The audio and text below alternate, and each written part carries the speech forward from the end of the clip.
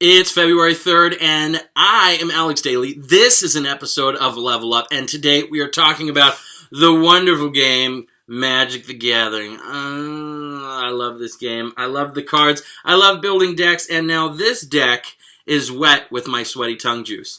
So, we're going to go over three things today, because this whole channel, as you know, is for people who are Christians and gamers and are trying to figure out how to live that loud and proud, because there's a lot of condemnation for gamers in the church. I don't know why. Knock it off. Anyway, so today we're talking about Magic the Gathering. First of all, what is Magic the Gathering? Second of all, is it okay that I play it? And three, how do I play it with other people and get out there with it? Okay? So, first of all, Magic the Gathering is a deck card game, trading card game, that is basically two or more wizards, you as the player or wizard, building a deck of spells, and you use cards and use these spells and mana and other things like that to summon creatures and other things to attack the other wizard, your opponent, and beat him and kill him and destroy him. So, what is up with that?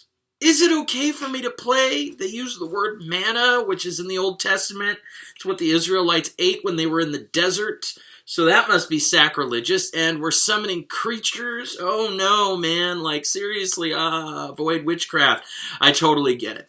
First of all, God tells us to avoid witchcraft, and why? I have grown up around people who were pagans, people who had actually been shamans, and I even grew up with some friends who were Native American, and they just dabbled in some weird spiritual rituals. One, it's beautiful. It's really cool, and it can be something just, incredibly awesome to see and to respect. It's also very awful and putrid and destroying of their lives. Every single one of these people that were wrapped up in witchcraft had so many things going on with their life that it was just difficult. I had one of my friends who, I can't even say one of them. I had one friend who used to read the Necronomicon, and he would have nightmares and in the night wake up, and there would be black tiny spirits running around his room tormenting him. I had another friend who started to dabble in witchcraft and paganism because he wanted to just switch over sides and figure out what the spiritual life was like. And he ended up just being really terrified and paranoid and all of this other stuff. Shamanism, oh my gosh, in Alaska, you can study the native Alaska culture and shamanism. Oh, it can be so putrid and it can involve incest and So in one way, I want to be able to respect it as an art form as a human being. And the other side of it, it just wrecks your life spiritually. So I understand why God talks about it, and he says it.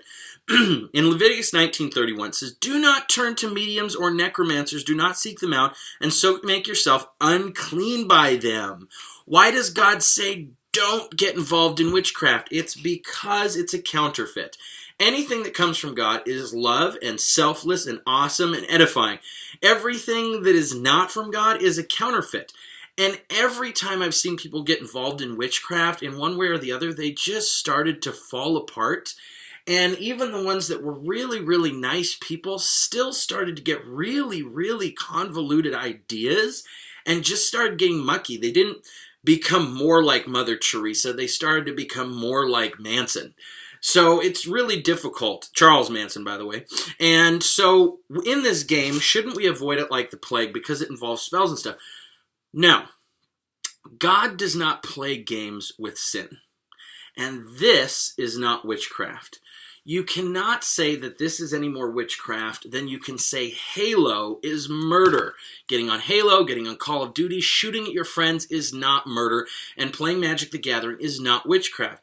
Now, there are parts of the Bible that say avoid the appearance of evil, and there are parts where Paul talks about meat sacrificed to idols.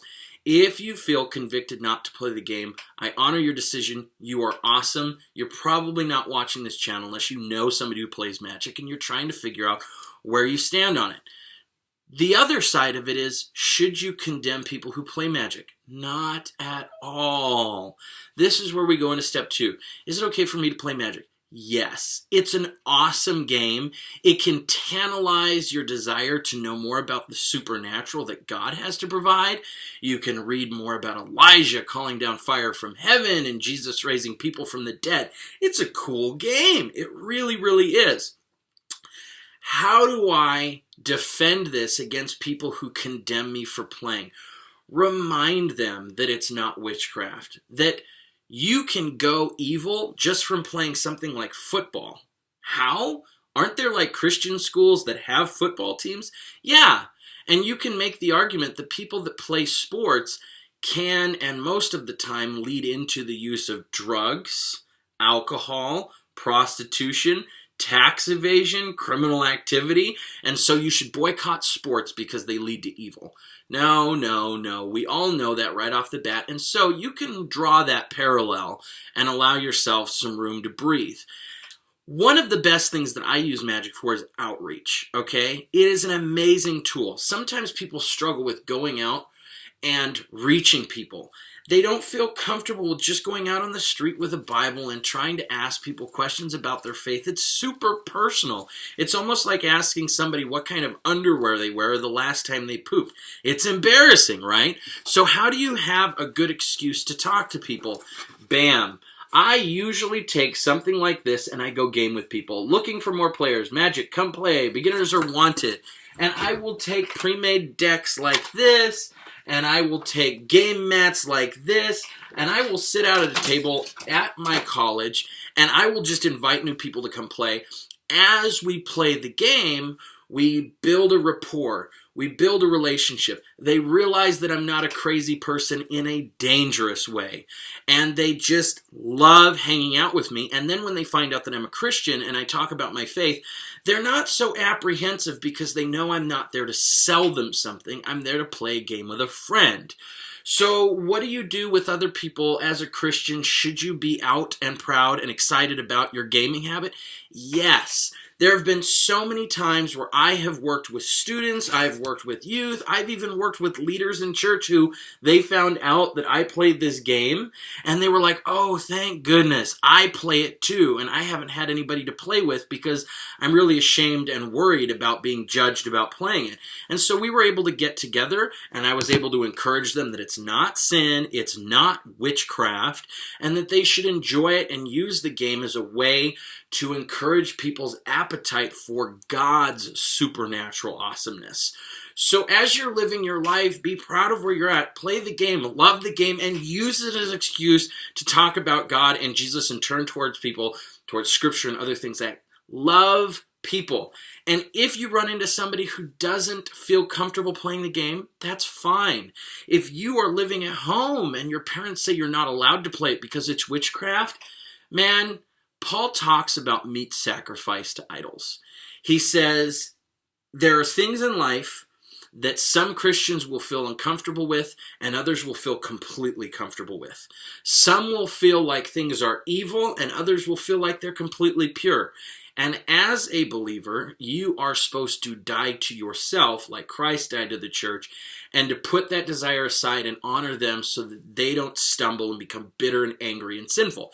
If their immaturity causes you to not play so that you can honor them, step into that season and honor them. If you can find a way to talk about it, talk about it. But you are not here to shove the game in somebody's face and persecute them and say, you know what, you're just immature and fake and, God says it's okay to play this game.